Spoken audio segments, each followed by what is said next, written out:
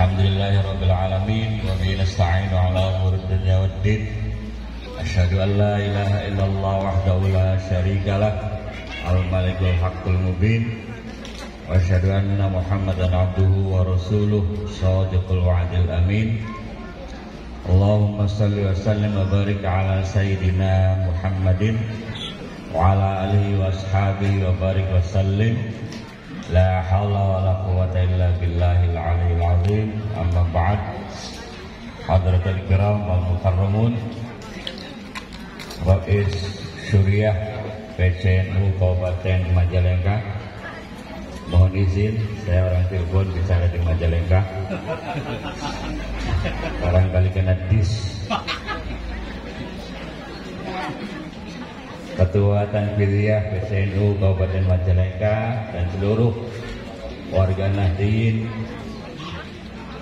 Majalengka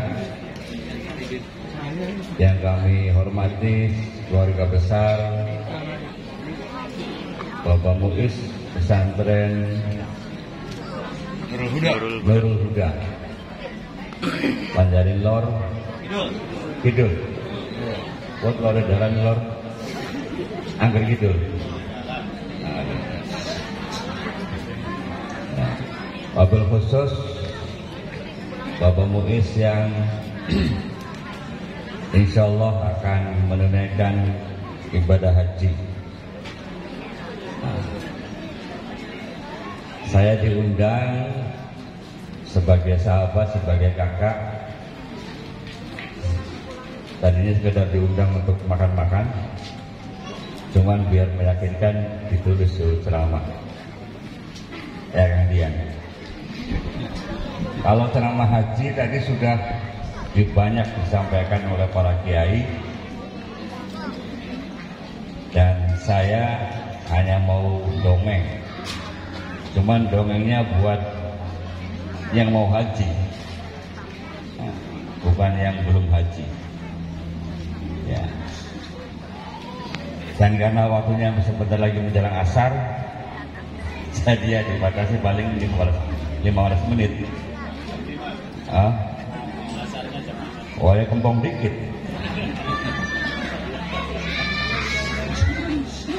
Bapak Ibu sekalian, dulu di zaman sebelum Prabu Siliwangi ada raja namanya Prabu Bunisora. Namanya ngerunggu kan? Iya. Nah, iya. Langkah-langkah mau balik cerita zaman pengen. Biasanya santri cerita kiai kan? Nah, bianeh kalau santri cerita kiai bianeh. Karena zaman sekarang banyak pembelokan sejarah.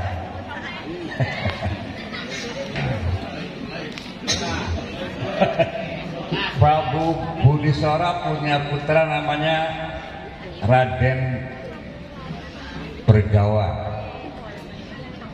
Raden Purwa Bergawa. Dia menikah dengan putri dari Gujarat namanya Fathanah binti Muhammad. Gujarat itu India. Pada waktu itu dunia Islam dikuasai oleh kerajaan Mughal India yang punya pesantren Aligarh, yang pesantrennya mirip dengan pesantren di Nusantara, pesantrennya pakai sarung dan lain-lain. Sampai sekarang masih ada.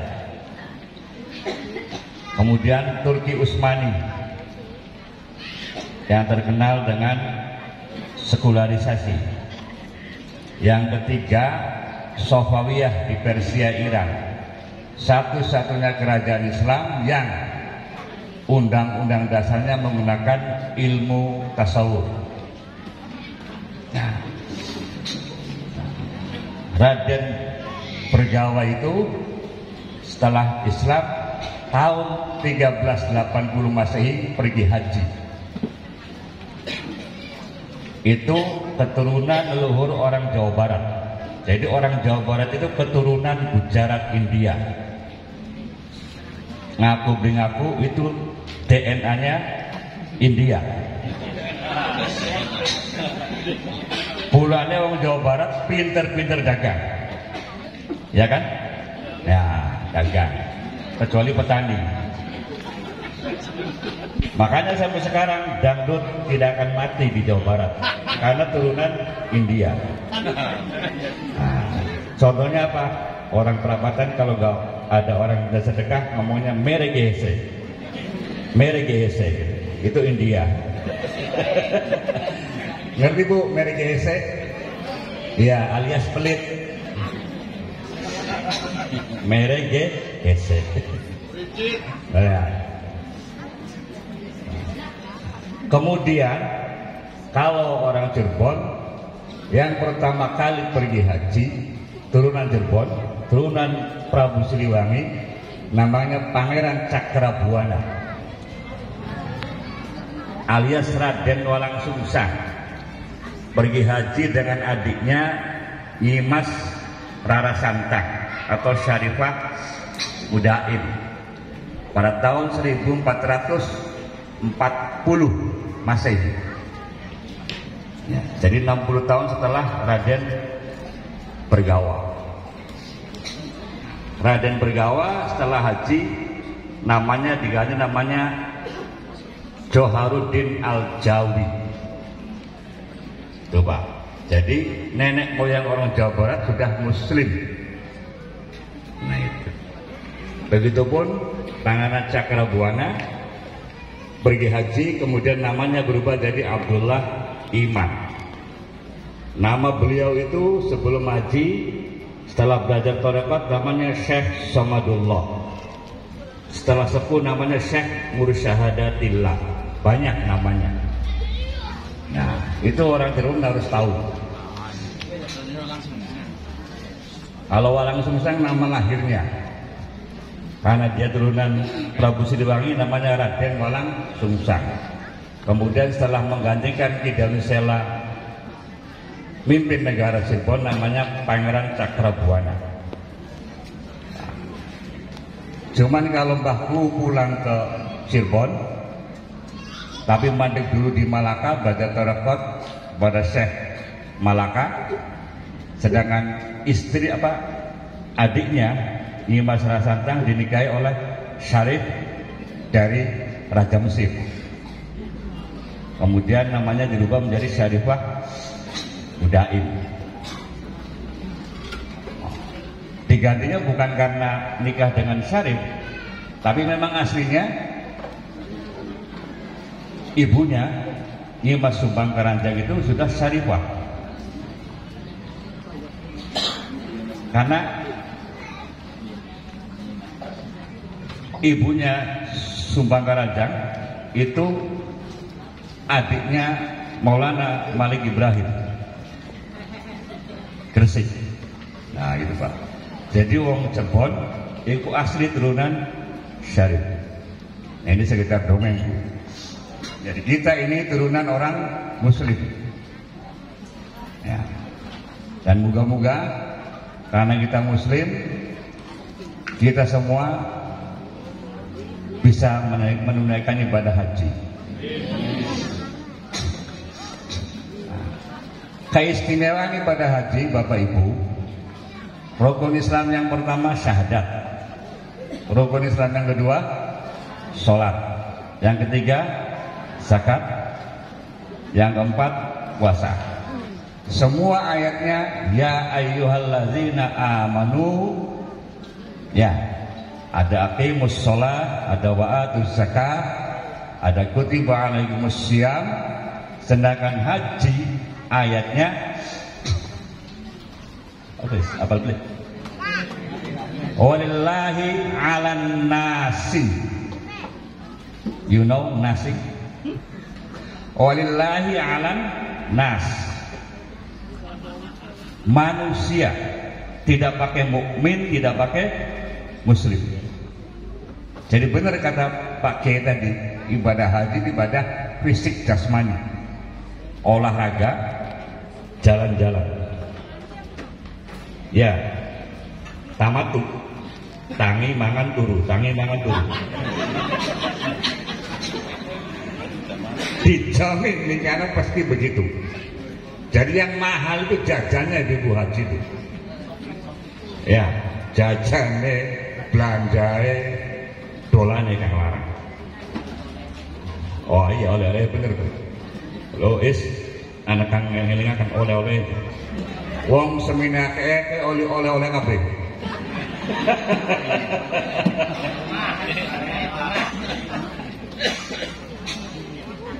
Nah itu Bapak Ibu. Ya. Artinya apa? Ketika Allah menyuruh Nabi Ibrahim wa'azin linnasi fil hajj, Ibrahim panggil semua orang umat manusia untuk pergi haji. Jadi Bapak Ibu, jangan mandang sebelah orang syahadatnya masih pelentang-pelentong, sholatnya masih balang-bolong, kok bisa haji. Itu urusan Gusti Allah.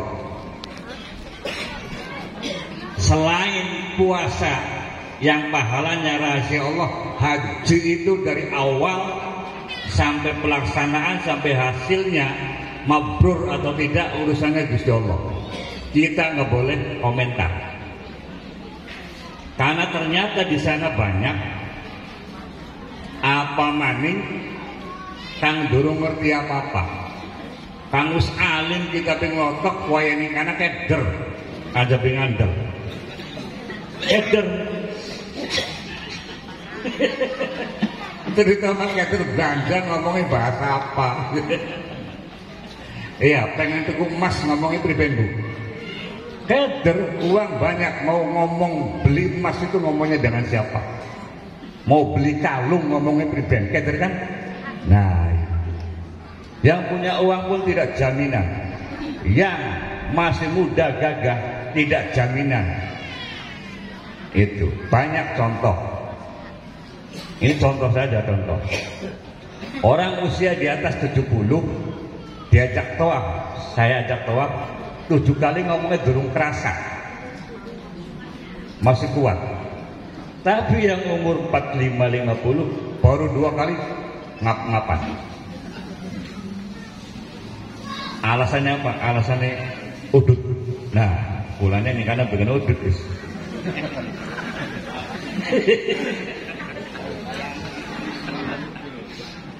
Nah, kesiapan mental ibu-ibu. Jadi jangan bingung kalau sudah nawaitul niat haji, jangan mikirin waktu ngoklok bae ning kana priben.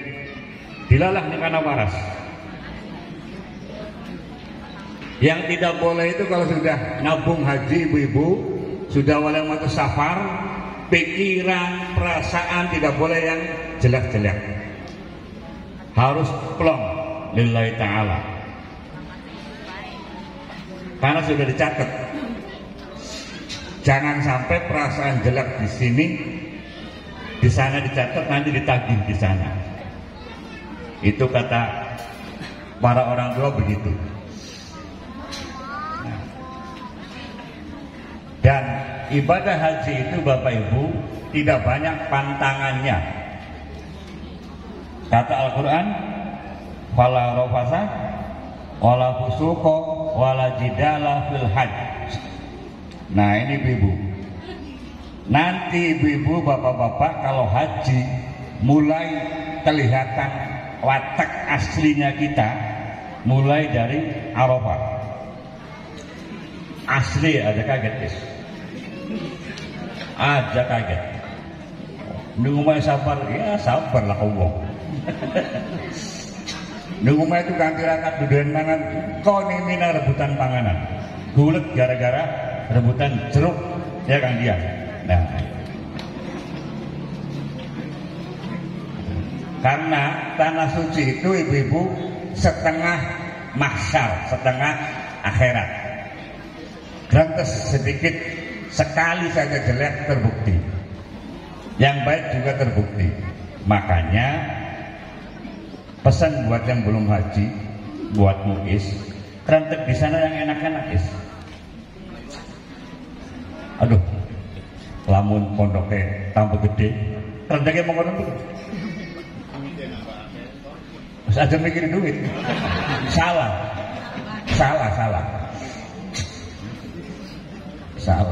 Pokoknya urwe pondoknya maju, santri akeh.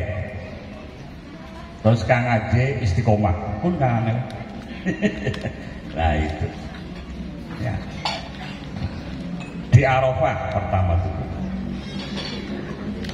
kemudian nanti di Mina, kemudian tawaf di Ka'bah, sa'i. Itu cuman hitungan hari, tanggal 9 Dzulhijjah, 10, 11, 12, 13. Jadi cuma 5 hari haji. Kalau berangkat dari sini pulang pergi 40 hari, nah yang 35 harinya itu dolan, pesir, jajan dan lain-lain. Itu yang mahal ongkosnya di situ. Kalau hajinya cuma tanggal 9 sampai tanggal 13. Kalau yang nafar awal tanggal 12 selesai. Bapak Ibu sekalian, saya ingin menyampaikan bahwa kenapa haji itu yang penting punya niat, punya kemauan, tidak boleh bawa ilmu, tidak boleh bawa harta. Kita di sana dicap oleh Allah Duyufur Rahman, tamunya Gusti Allah. Kalau kita bertamu kepada Gusti Allah, maka kita tidak boleh membawa kebanggaan apapun. Tidak layak, tidak pantas, tidak sopan kalau kita di hadapan Allah pamer ilmu, pamer kekayaan, pamer ibadah. Itu tidak sopan. Selamat datang Dr. Ridho, Kabak Fakultas Tarbiyah YN UIN Siber Tegah Nurjati Cirebon. Sahabatnya Bapak Muiz, monggo. Dalam dunia tasawuf, Bapak Ibu, kalau ketemu sama orang zuhud, jangan pamer ibadah. Kalau ketemu orang syariat, jangan bicara hakikat. Kalau ketemu orang hakikat, jangan bicara zuhud. Nanti kita apa? Jare wong Jawa ketahuan. Itu doktrinnya begitu. Apalagi dengan Gusti Allah. Jadi kita betul-betul bebas ke sana menghadap Allah. Makanya pakaian haji itu disimbolkan putih, ibu-ibu, ya bapak-bapak, putih. Karena nanti kita akan dikubur dengan kain yang berwarna putih. Yang paling penting, putihnya baju ihram itu harus mencerminkan putihnya hati kita, niat kita.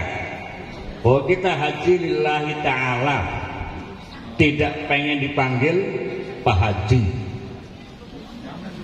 Kita haji sesuai dengan istilah fikih, bersengaja menuju Baitullah.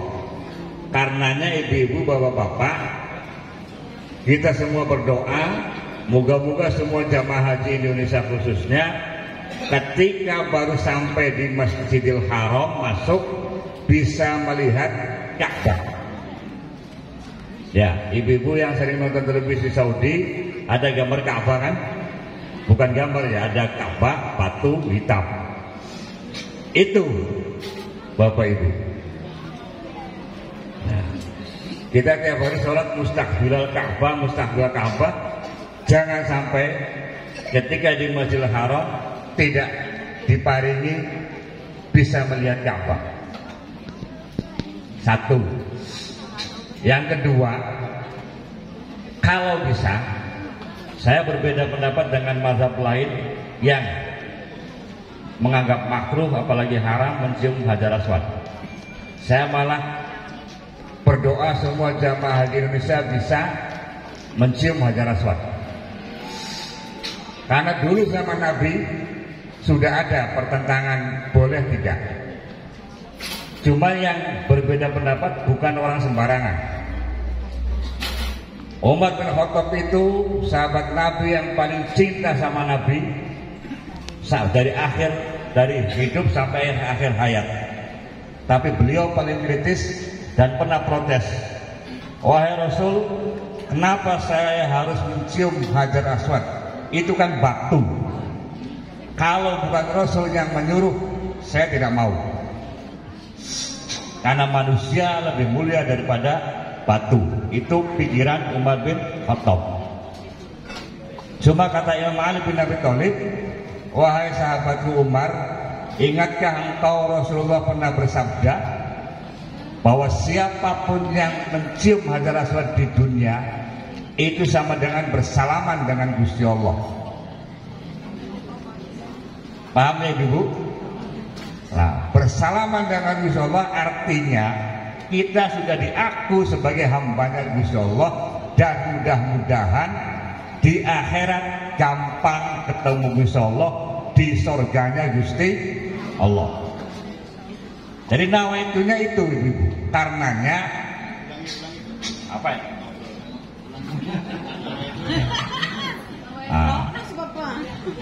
Nawaitu pengen diaku umatnya Gusti Allah, hamba Gusti Allah, supaya duwe karcis ketemu Gusti Allah ning akhirat ning suwarga.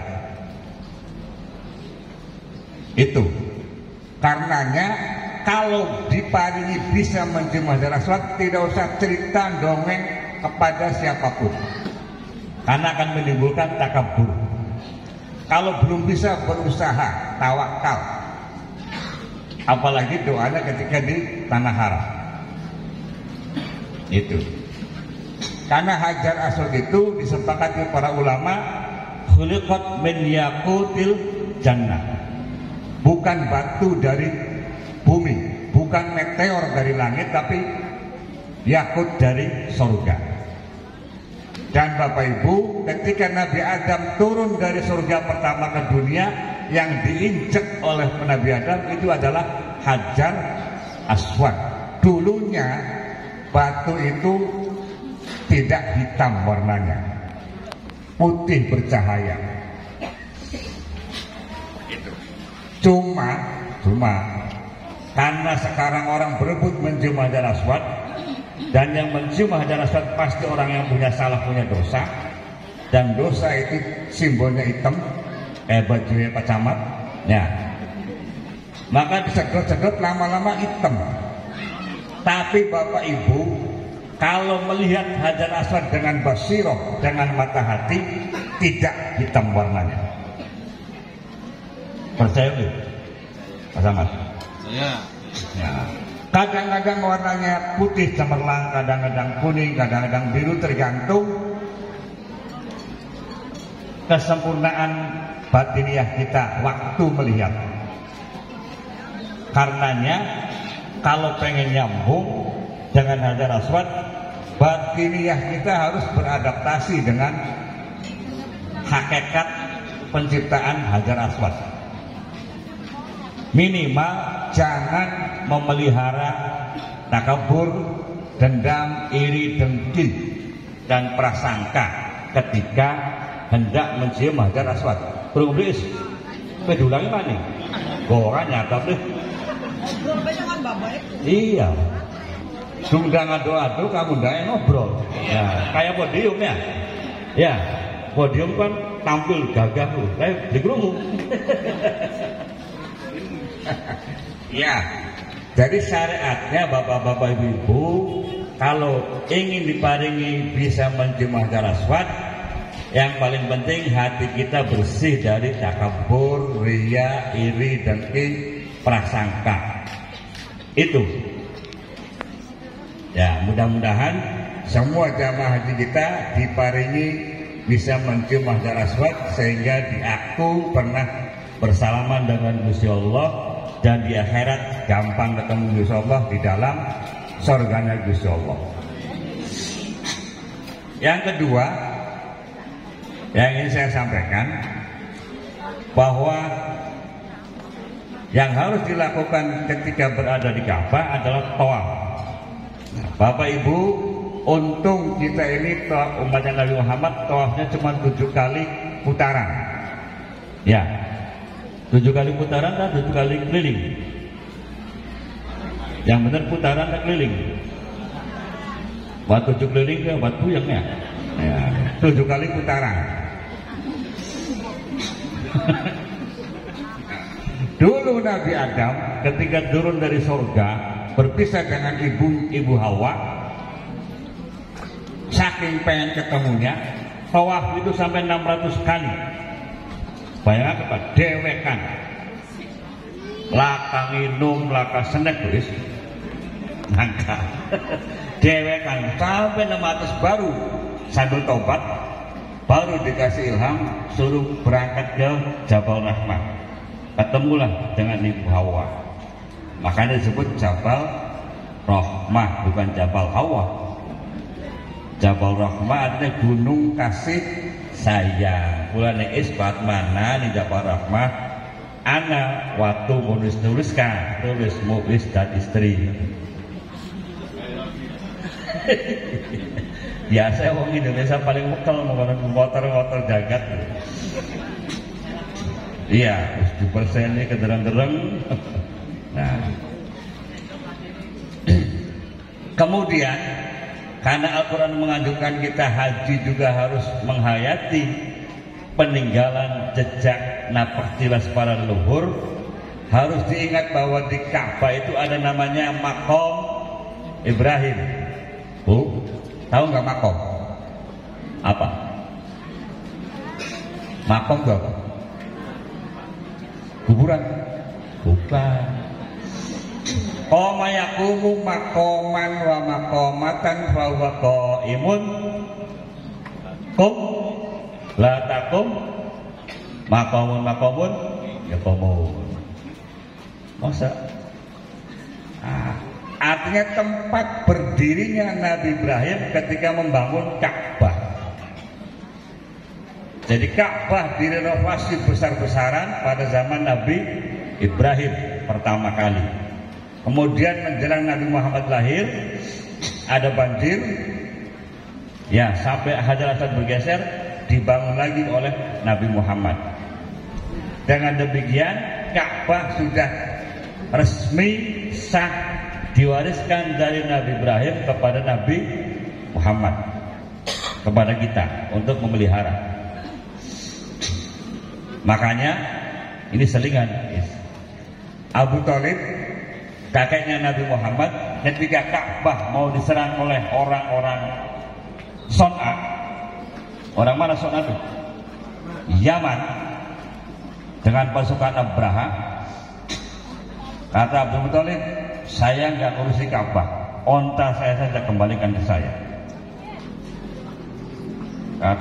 Kata pasukan Abraha, Abu Thalib, ente kan dipercaya jaga Ka'bah, sekadar menjaga. Yang punya Ka'bah Gusti Allah. Emang gue pikirin, yang penting onta saya selamat. Dan Allah menjaga Ka'bah itu. Jadi tidak bisa haknya Gusti Allah dirampas oleh siapapun, termasuk raja paling berkuasa. Jadi para kiai punten, NU tidak bisa diambil alih oleh siapapun. Nusantara tidak bisa diambil alih oleh siapapun, kecuali oleh pewarisnya, kan? Itu. Tenang, jangan mikirin medsos. Ya. Kemudian ada Hijr Ismail. Hijr itu artinya kamar. Kamarnya Nabi Ismail dulu ketika dilahirkan oleh Ibu Siti Hajar. Itu dekat Ka'bah. Lah nanti disunahkan sholat di situ, selesai tawaf 7 putaran, sholat di Mu'tazah, sholat di Hijr Ismail. Nah, doa ya nih jabaran duduk Hijr jabat jangan emper. Nah, Hijr Ismail itu dulu ada talang emas. Loh, ya. Nah, tapi tentaroe galak-galak, tentarae rewel-rewel. Pokoknya milik-milik kancan, ya kalian ayat lempeng bersih sih gampang kalian. Sembayang ning Hijr Ismail. Lah, sembayang ning depan Multazam. Itu intinya di Ka'bah itu. Ya, supaya mengingat dulu perjuangan Nabi Ibrahim membangun Ka'bah, perjuangan Siti Hajar membela anaknya, kemudian sa'i dari Safa ke Marwah, bolak-balik. Ya, di situ ada sumur Zam-Zam asli antara Sa'i dan antara Safa dan Marwah. Cuman punten lagi-lagi oleh pemerintah Saudi ditutup. Kita tahunya aliran-aliran melalui pipa. Lah itu Bapak Ibu. Karena sudah jam 4 jam 4. Saya nambahi satu lagi aja. Kanjeng Rasul Sallallahu Alaihi Wasallam ketika wukuf di Arafah, selesai sholat dan khutbah, mengumpulkan para sahabat.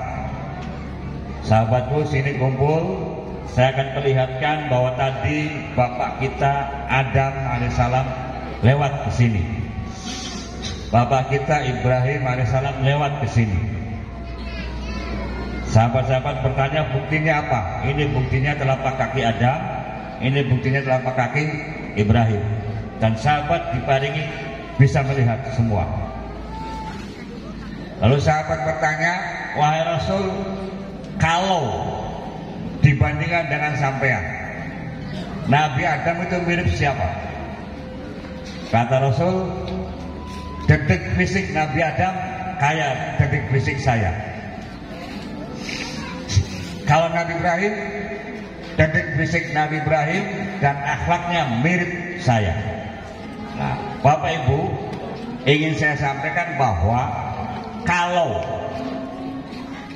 semua orang meyakini Nabi Muhammad makhluk paling sempurna fisik, jasmani dan rohani, memang betul. Ya, Bapak Ibu bisa bayangkan tingginya Nabi Adam berapa? Dalam hadis yang paling masyhur 60 berapa meter? 30 meter. Nabi Ibrahim jambung. Nah gitu. Jadi jangan pernah berprasangka apalagi berfatwa bahwa Nabi juga manusia biasa. Itu salah besar. Fisiknya saja beda. Ya, Nabi Adam tawaf 600 kali kuat. Nabi Musa berdiri di Gunung Sinai 40 hari 40 malam, tidak makan, minum, tidak tidur, kuat. Apalagi Nabi Muhammad Isra Mi'raj, pulang pergi dalam waktu sekejap di malam hari, tidak sakit, tidak pilek, tidak flu. Padahal tidak pakai helm, tidak pakai jas itu, tidak sarapan. Ya. Itu kesempurnaan fisik jasmani kanjeng Nabi. Jibril sekalipun tidak sanggup menandingi. Nah, itu yang harus kita yakini. Isra Mi'rajnya kanjeng Nabi. Selain itu tolong jangan didengar. Ya kan? Nah, itu. Apa maksudnya? Saya sampaikan bahwa kanjeng Rasul menceritakan di Arafah pertemuan Nabi Adam, Nabi Ibrahim dan semua Nabi dan para Rasul. Memang Al-Hajju Arafah. Jadi ketika wukuf Arafah, malaikat, Nabi, Rasul dan roh orang yang sudah wafat turun semua kumpul di Arafah. Termasuk rohnya orang yang belum lahir ke dunia. Karenanya Bapak Ibu, Bapak Muiz, kalau lagi wukuf di Arafah, telepon semua orang yang hadir, saya lagi wukuf, mari kita doa bareng-bareng, biar diaminkan oleh makhluk sedunia. Itu ajaran orang tua. Biasanya wukuf zuhur, di sini berarti jam 16 sampai jam 18. Besoknya Lebaran. Nah, cuman ibu-ibu repot masak, yang diwakili bapaknya doa. Itu ya, bisa ya apa mana? Nah, sudah itu intinya haji itu ibu-ibu ya, wukuf di Arafah, kemudian pindah ke Musdalifah, cari batu. Sekarang batunya sudah disediakan dibawa dari Majalengka. Yang tiap hari jatuh double trick gitu kan. 70 batu sudah disiapkan oleh Kementerian Agama dan timnya. Tidak repot-repot. Di Musdalifah hanya adon lewat. Nanti jumroh. Ya. Jumroh ini Bapak Ibu, kalau dulu peristiwanya Nabi Ibrahim melempari iblis karena memang berhadapan langsung. Jadi Bapak Ibu, jangan pernah bilang jangan pernah berprasangka kalau iblis, setan, jin itu makhluk gaib. Salah itu.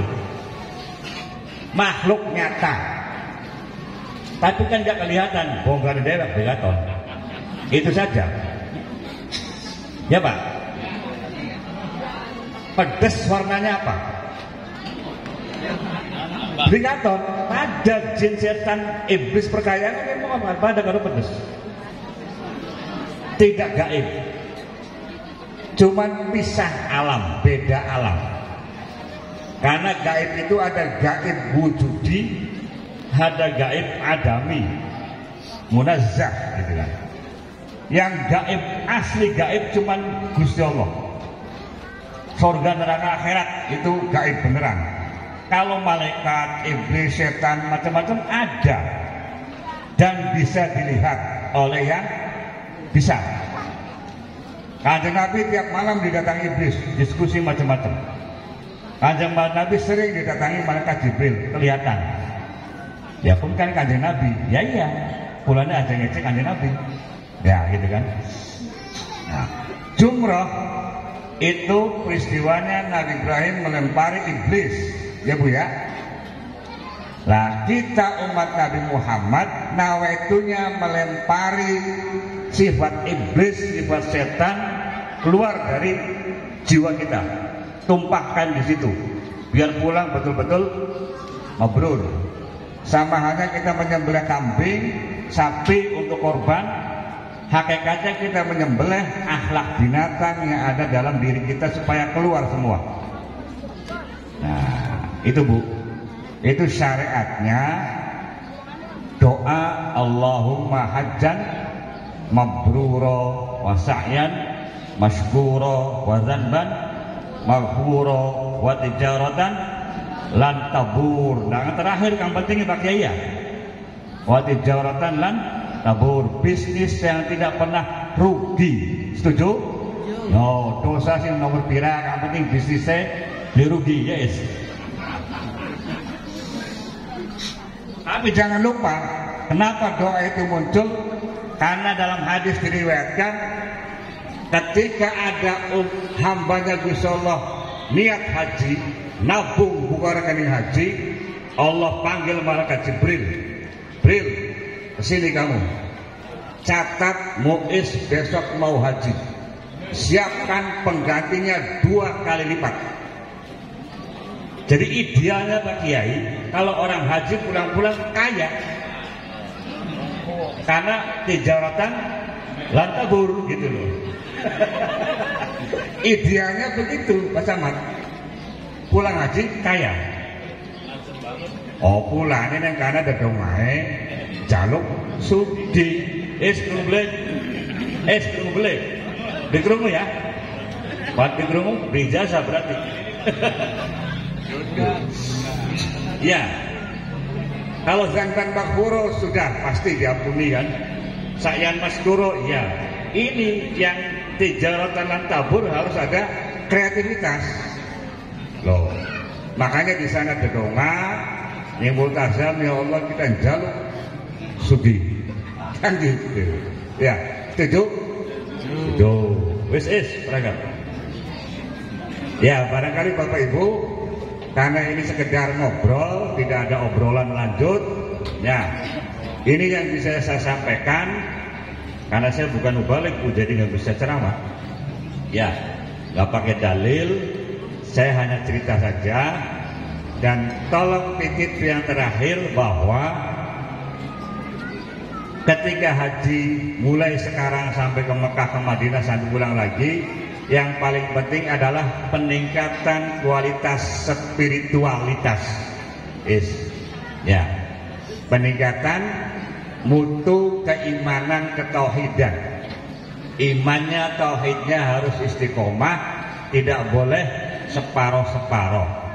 Karena haji itu simbol kesempurnaan keislaman kita. Itu haji mabrur itu yang paling penting, perubahan dari yang tadinya jelek menjadi baik. Yang tadinya kurang sedekah, wakal sedekah. Ya please. Apa maning? Ya pokoknya yang kurang-kurang udah baik. Iya. Ya, medit dari loman. Wah, gampang ukurannya. Walaupun di hadis lain, mabrur itu yang paling penting thayyibul kalam gitu.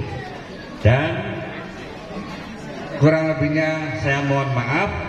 Sekali lagi para kiai, para bini sepuh, ini yang bisa saya sampaikan sebagai ya tambah nganggur begini, tamat. Ya, tambah nganggur jangan dianggap serius. Ya, yang baik ya mangga didengarkan, yang tidak baik ya jangan dipakai. Ya Bu ya. Intinya kita harus berbahagia setiap mendengar ada orang lain pergi haji.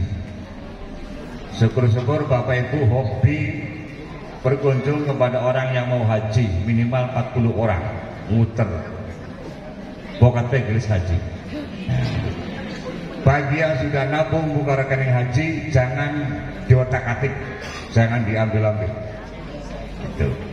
Yang belum haji mulai besok bikin rekening haji. Ya, karena zaman sekarang antriannya panjang. Tapi karena haji itu rahasia Gusti Allah, siapa tahu ada porsi kosong dan lain-lain. Sekali lagi kami mohon maaf dan mewakili sahabat saya, adik saya Muiz dan keluarga, mohon doa dan mohon dimaafkan sehingga pulang kembali ke tanah air sehat walafiat, hajan mabrurun wa sa'yan maskurun wa dzanban maghfurun wa tijaratan lan tabur. Alhamdulillah pangapunten. Wallahul muwaffiq ila aqwamit thoriq. Assalamualaikum warahmatullahi wabarakatuh.